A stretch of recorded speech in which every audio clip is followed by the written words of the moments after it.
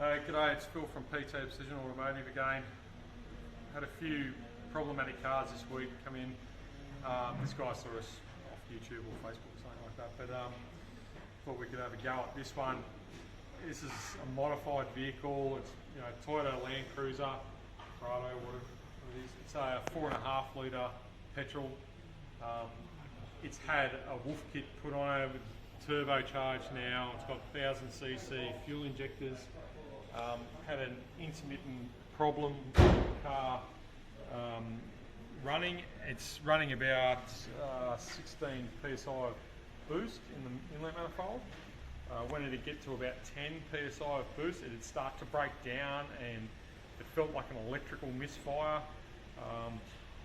That's what it felt like to me. I said to the guy, look, a quick and easy way we could do this. It's just, it felt like it was leads breaking down. The leads were full of bloody oil and all sorts of stuff. They didn't look the best anyway. So I said, we'll do leads, plugs, cap and rotor. I put that back on. Car went better, but still broke down once it got hot. It was still an issue, but a lot better than what it was.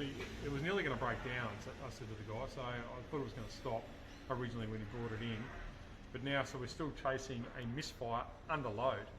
Now we can see the turbo on the boost pressure as we're driving it.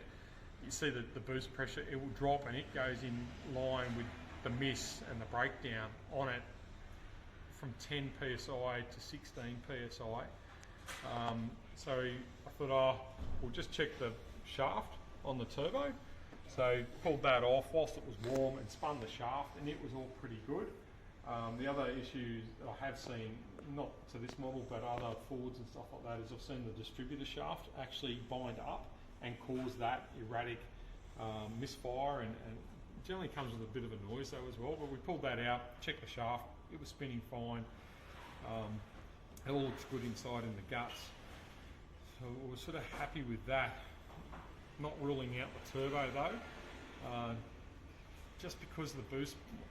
When it's under boost pressure, you see it, it's instantaneous. So when you see something, you sort of got to go towards that direction. But we have found also thinking electrical, because there's a lot of bad wiring that's gone on, and I was wiggling the wiring down here before when it was running, and I shorted it out. It was just loose wires there, and it earthed onto the body, sparked, and it blew the actual ignition switch, ignition fuse. So got that, and it blew a fuel pump fuse after we thought we'd fixed it. There was another wire. Fuck, there's wires dangling fucking everywhere. It's a bit of a botched job. Whoever's been working on it previously, we're going to tidy a fair bit of that up, because I'm thinking as well that could be a cause of the problem.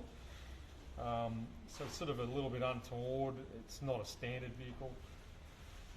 Anyway, so next thing we looked at the turbo, looked at the dizzy, done coils, plugs, leads, dizzy cap rotor, all good. We've had a look inside the top cover. It looks fine, because we thought possibly valve float or the valve seat.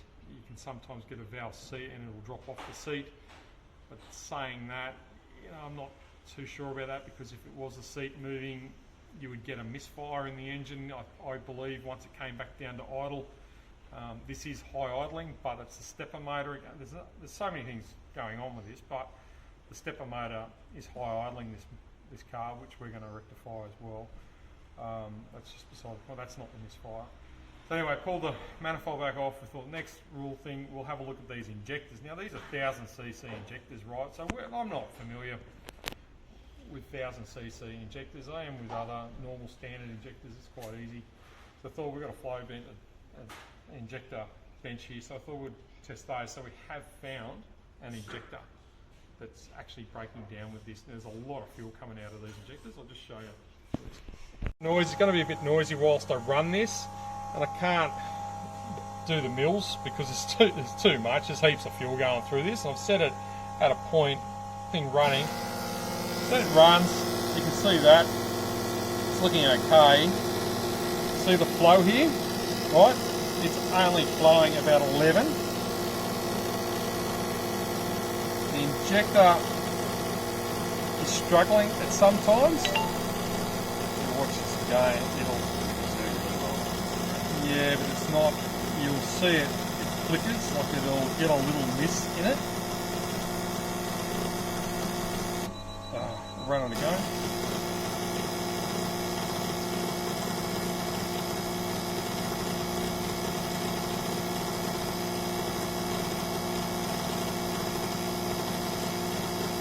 It's spluttering a little bit there as well.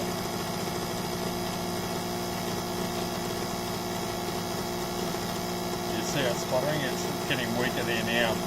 See how the spray pattern is not so great, so it's all over going all over the shop there now. It's clean too, so we'll run that again.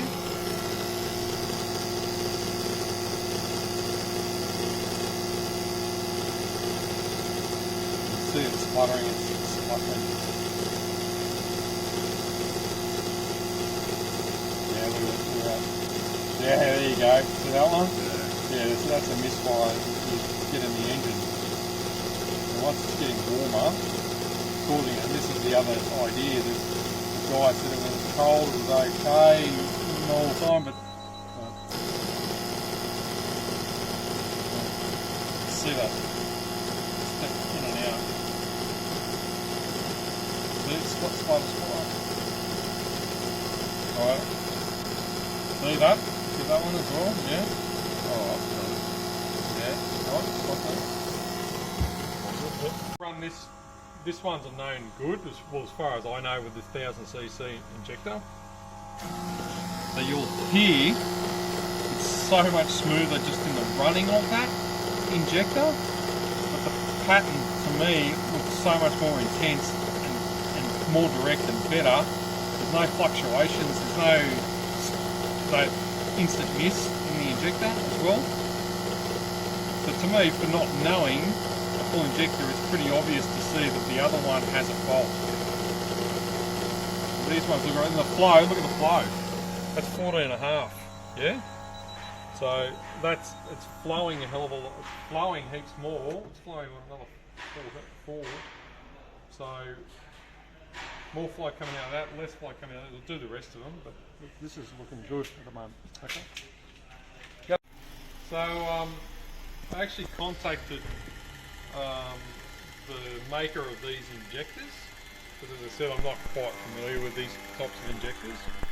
So they said it's got extensions on the tops of the injectors to suit the car, and on those extensions it's got bucket filters. So in the top of it, the guy said that that these injectors are serviceable, being a plastic injector. I don't like servicing plastic injectors. Well, I've had them fail, so basically I treat them like a spark plug. If they fail, you do a lot, you don't do one, whatever. But he said you can take these filter baskets out of these extensions because there is actually a filter further down in the injector that you can't actually see. And then he said, well, they do service them, so we're just servicing them now. I'm running them in the bar, and I'll do a flow test after that. So you can see that they're sucking it. They suck the fluid down. These are 3 bad ones. It's sucking the fluid straight down. It's powering down through there. So we'll see how these come up. Okay, so this one's been here for a few weeks now because we were chasing a breakdown in the engine. Like, this has had this wolf kit fitted to it. It's got expert injectors and all sorts of aftermarket stuff in it. It wasn't running. It was taking 20 cranks before it would start. It was idling at 1500 or 1800 RPM. Drove down the street. It was misfiring and banging, clanging, and carrying on. So we've done your sort of basics at first, which was the high tension leads were the original one. So we did high tension leads, dizzy cap rotor button, set of spark plugs. The spark plugs were okay, but just to cover it, we did those. And then it was still an issue. Starting a little bit better, not much better, still high idling. So we started attacking that. We put an idle speed motor in it for the high idling. It got it down to about 1000 RPM, just a little bit over, but it's still, I wanted a little bit lower than that. The other thing for hard starting was the fuel pressure regulator wasn't holding at all. It was leaking past, so we put a fuel pressure regulator. So we're just fixing the obvious things. Then we went for, it was still an issue, so we went for the fuel injectors. So we pulled out the injectors, we videoed those things. We found 3, particularly one that was breaking down electrically. So we sent them away. The company that supplies it was still under warranty apparently for the injectors, so they supplied us 3 new injectors and we put 3 old ones in. I really wanted 6 new ones, but that's up to them and the customer. So I've done that, put it back in.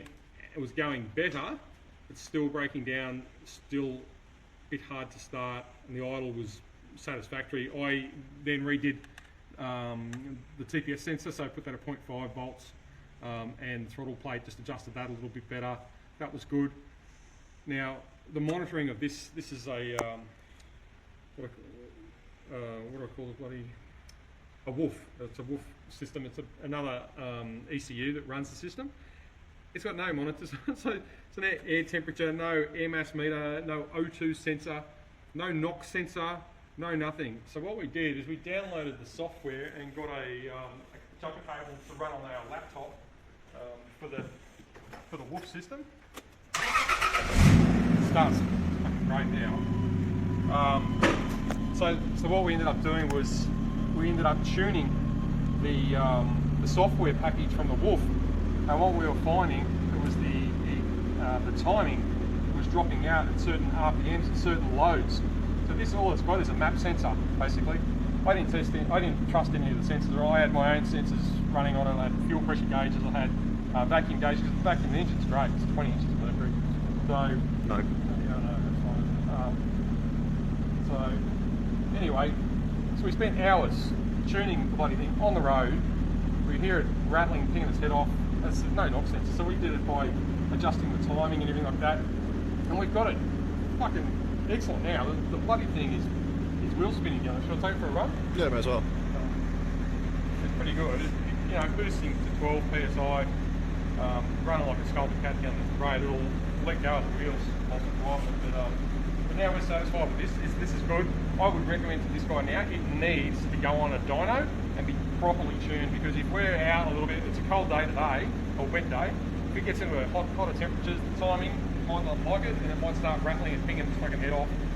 You'll blow the motor to pieces. So, or throw a bearing, you know, it's the load from the pre-ignition. So, you've got to get this aftermarket thing tuned on a dyno, you know, correctly. So, you'll spend another $5,000 to $1,000 doing that. Anyway, I'll take it for a run. I'll show you. Pretty happy with what he's got out of this. It's a bit unsafe to be doing this on a wet day today. I don't really want to. Yeah, I'll boost it up again. So you got 10, 12 per side. Yeah, no, I don't want to go any faster. This has got plenty. Holy shit up. This is a near 2-ton car. Anyway, I think you'd be pretty happy with it. Fucking hell, that thing flies. Yeah, it feels alright, it feels good. That's done. Fuck. I spent some friggin' hours on this car, but it's not something that we standardly do. Like, we're not into the high performance thing, so. We are now. But, well, yeah, I mean, we've worked through it, and we've got it to a stage where he'll be very impressed, I would imagine. But still being, I would put this thing on a dyno and I'd have it graphed correctly. I'd put some other sensors into it. If this WOOF kit can do it, like your air ambient temperature, your O2 sensor, a NOx sensor would be bloody fantastic. But, mate, it's like it's a sleeper, except for the big fucking stainless steel pipe that sticks out the bonnet. But yeah, it's good. Okay, so done. Thank God.